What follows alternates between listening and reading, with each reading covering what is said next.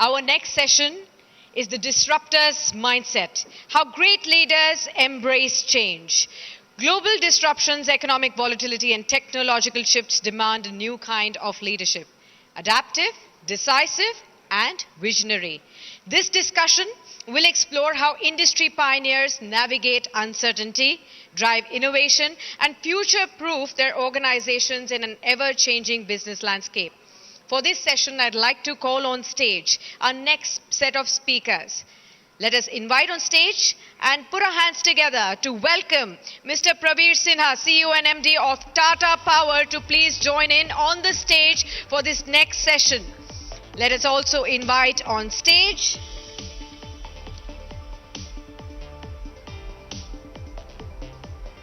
we'll just take a moment for the stage setup.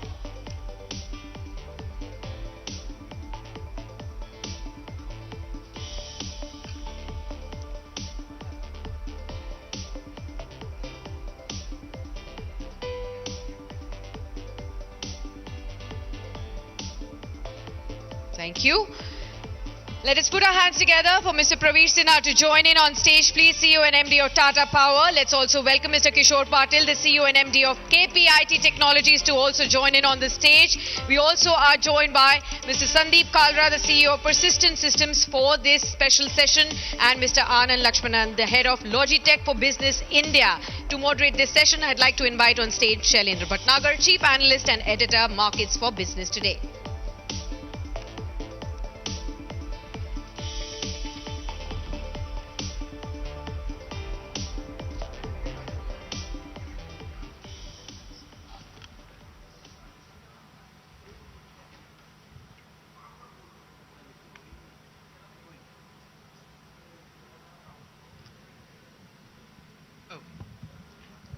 Good evening once again, ladies and gentlemen. It's a power-packed panel in front of you. Apart from Logitech, the other three gentlemen are listed on the markets and have done immensely well. The theme is disruption, something that we encounter on a daily basis. Let me just start this conversation with you, Mr. Sinha. Tata Power, something which a lot of Mumbaiites have grown over the last so many decades. And in this day and age of renewables, we have an instance where the main business seems to be at risk, given the main thrust that is coming in globally on renewables. How, as Tata Power, do you make elephants dance at this point? Thank you very much. I don't think we make elephants dance. We just do our work. But let me tell you that few years back, we saw that globally there is a huge disruption that is happening in the power sector. For the first time, we saw that decarbonization is becoming a big theme, and the decarbonization is becoming a big theme because I think what is important for all of us to realize is that the climate change is a reality. It is not something which will happen 10, 20, 50 years, but it's there. We can see it ourselves. And I think the technology that came was not about only disrupting the power sector, but also disrupting the mobility and very many other sectors. And I think that's something that we saw. The second disruption, we saw that you can have decentralized generation of power. So the way power can be generated and used is going through a change. And what Mr. Thomas Alva Edison invented in 1890s was no more relevant. They were much smarter and better ways to generate electricity and use it. And you can actually, everyone can generate and use it. So you become from a consumer only to a prosumer. And I think what it also meant was that you will have multi-directional flow of electrons. Earlier it used to be unidirectional. And the third big thing happened is digital technology. We never had digital technology in power sector. And for the first time, it was not just about the flow of electrons, but it was also about the flow of data that was taking place. And it was on real-time basis. So I think the 3 Ds brought about the big disruption. And Tata Power realized this. We were, I think, one of the first one to realize way back in 2018-19, and we saw the writing on the wall that if we do not change, we will miss the bus and we will not be able to demonstrate the leadership. And leadership was not only in action but also in thought that we need to demonstrate.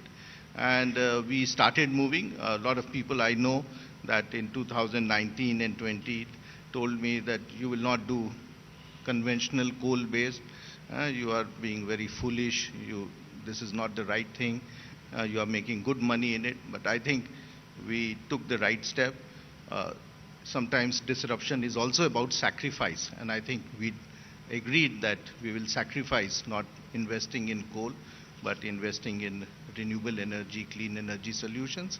And it has been recognized by the market also. Absolutely. I find that the market has given value to the change that we have done, and it has also energized everyone in the organization. I have nearly 25,000 people working in the company, and they also feel that there is a new future and a new way of doing things. So I think the type of innovation, the type of creativity, the type of doing new things and trying new things has kicked Right, in sir. the organization. So I think for Tata Power, this has been, we have been dancing actually, if it's not the others who are dancing.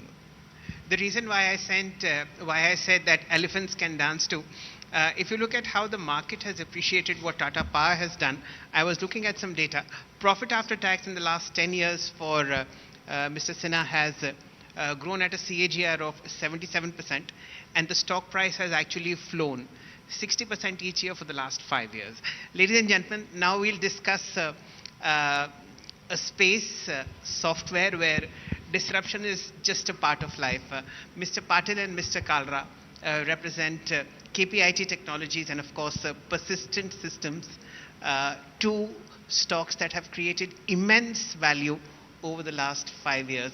I'll give the percentages a little later, but the changes that your car is undergoing, ladies and gentlemen, it's the biggest computer now. Handhelds are becoming smaller, desktops are becoming powerful and smaller, but the car is getting computerized, and that's because of Mr. Patil. So, Mr. Patil, when you look at disruptions, from a time when people used to drive bullock carts to driverless cars, how do you deal with disruption on a daily basis? Thank you. So let me just give you one context, and then I come back to what you mentioned. See, 5-6 years back, we were a generic IT company, generic diversified services company. We were growing. But we were thinking, what do we leave behind an organization which is a generic company, just become $1 billion or so, or a company which is a leader in one sector where we could create a multi-billion-dollar business. And we thought the leadership can be created when there is a disruption. And we looked around and we looked at what is our passion, what is our purpose. I think for any business, there has to be a deeper purpose. And we thought that automotive was going through that transition, to your point. And that's when we decided that when the automotive was becoming more on the software on wheels, Yes. that's the opportunity we should grab. And that is when we really decided to really divested 2/3 of our business and focused on 1/3 of the business, which was, I guess, when you look back, it looks very different. And now we are much bigger than what we were 5 years back.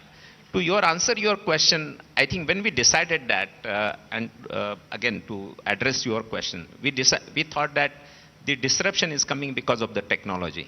So the biggest transition we did was to move into a technology space. So the kind of investment we made from, making it about 4 to 5% of our revenue, and again, inorganic investment, the significant investment in the technology, and really making it really the soul of the organization was the biggest change, and that allows us to really be there.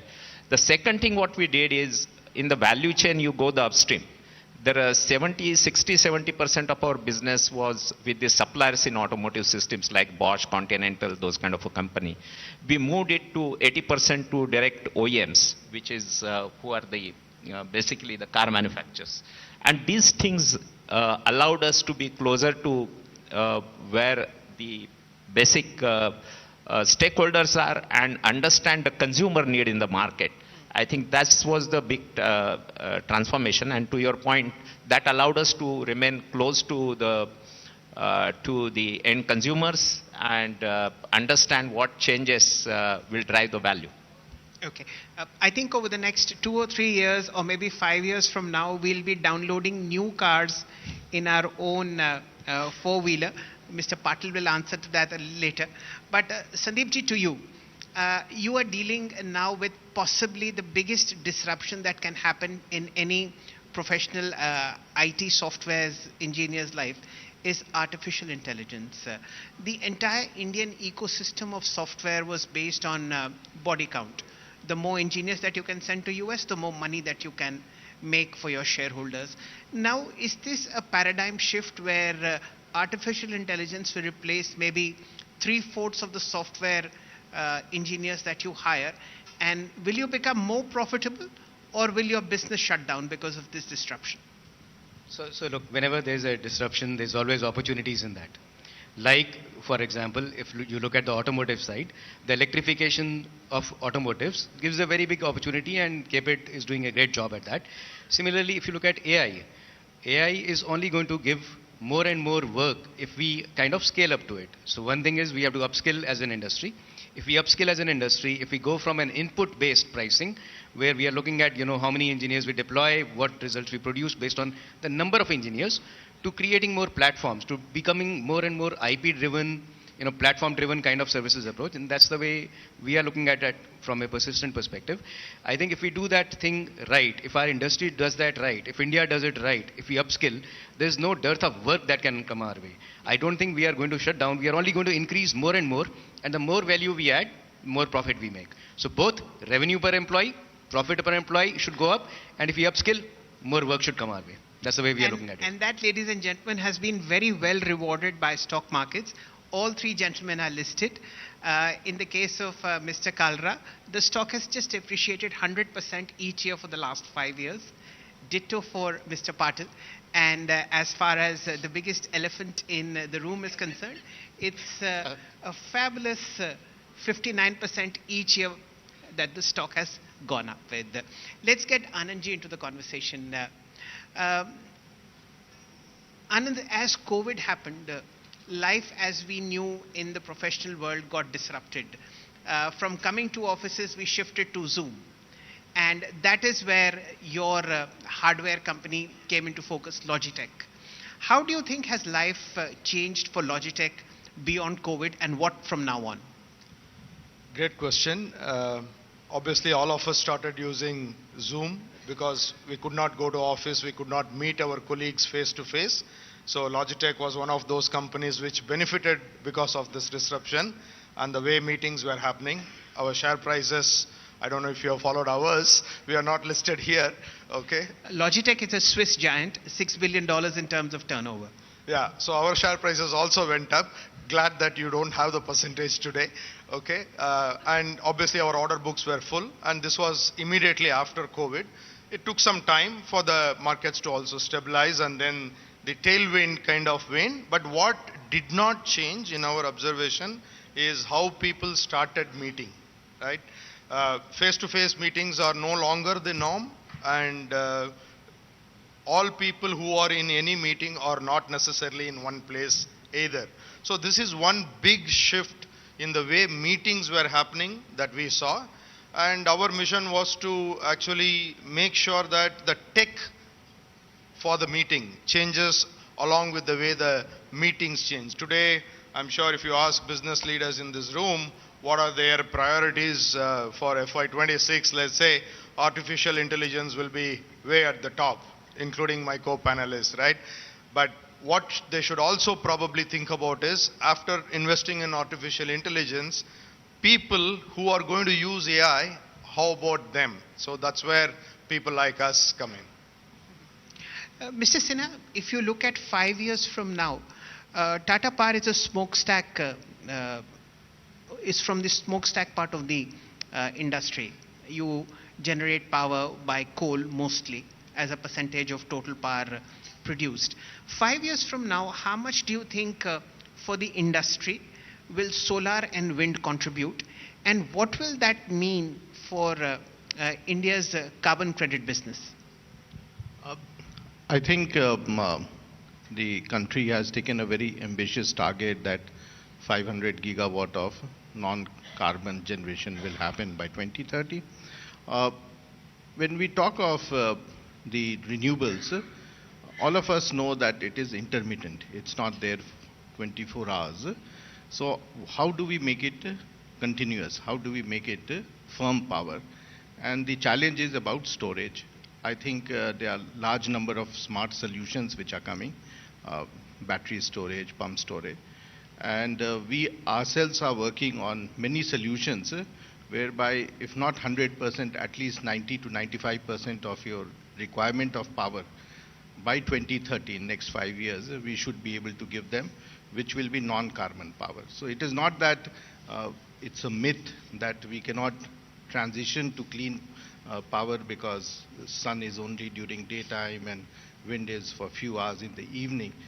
There are number of good solutions which have come, and this is going to become a reality. So it's not that we cannot transition, but it will take time. It is not that all the coal-based plants will get closed in 2030 or 2035.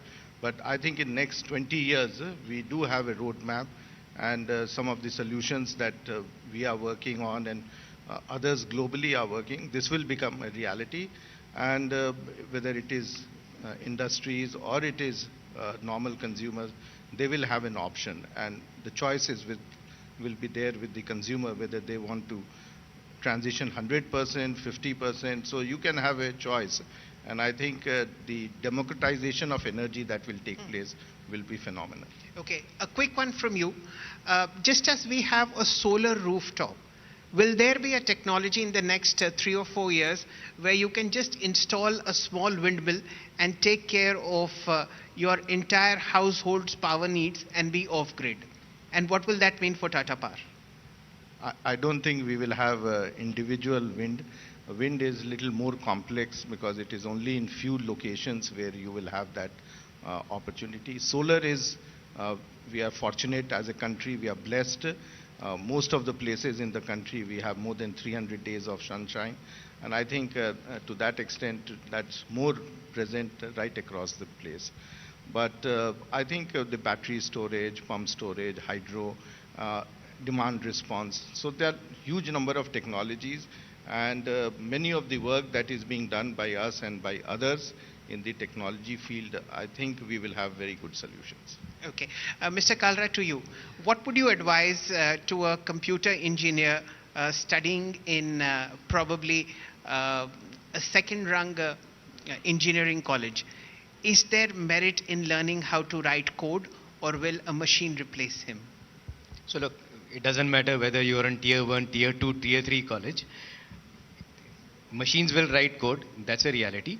But unless you understand how that code is written, even to go at a higher level and play a bigger role is going to be difficult. So while you learn the latest technologies, understanding the basics of things will always be handy. So there is always going to be merit in doing that. Okay. Mr. Patil, would you want to get in onto that? Yeah, I think he answered it very well. The only another thing I would say is over the period, the domain will also become very important. I think that in AI, the people who have the domain can be very, very more effective and bring that. So that's another way to look at it. Okay. Anis, to you. Hardware has now increasingly becoming a part of our lives. I mean, none of us can exist without a phone. Many of us carry 2 phones.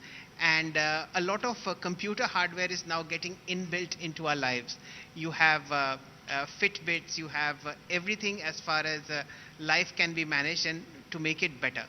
What, according to you, would be 2 or 3 major trends in professional boardrooms which will change the landscape over the next 5-6 years? one of our observations is, as I mentioned earlier, meetings are never going to be the same. The benefit that we all have experienced in the last 2-3 years, which is working from home at least a few days in a week, I don't think any of us are willing to give that up, right? Especially in a city like Mumbai. So that's not going to change, which means hybrid is here to stay. So if we acknowledge that hybrid is here to stay and employees are not going to come back, of course there are exceptions. There may be manufacturing companies who cannot have obviously people working from home, so they will turn up at the office, but the knowledge workers are not going to be in the office all 5 days, right? Now, what do you do to encourage them to work from wherever they want to work from so that they are still productive? This is one of the things that we will continue to see as a trend in the next few years. And to be productive, you actually don't have to use multiple devices, multiple gadgets. In fact, I think the world is coming a full circle. People are now, yes, they acquired multiple gadgets, but they still want a simple life. So I think they are focusing on making sure that these gadgets are still useful to them on a day-to-day basis by removing the complexity of using the technology. So this is another big trend that we are seeing. And what worries people in the boardroom is people still having the experience of a face-to-face conversation, right, irrespective of how they connect. With that, ladies and gentlemen, a round of applause for the panel, please. Thank you so much, Mr. Praveer Sinha, Kishore Patil, Sandeep Kalra and Anand Lakshmanan. Please be on the stage while I invite Mr. Siddharth Zarabi, editor of Business Today, to be on the stage to felicitate each one of you. And thank you so much for those wonderful insights that you have had to share with us. Many, many congratulations. Thank you so much. Huge round of applause, ladies and gentlemen, for the esteemed panel.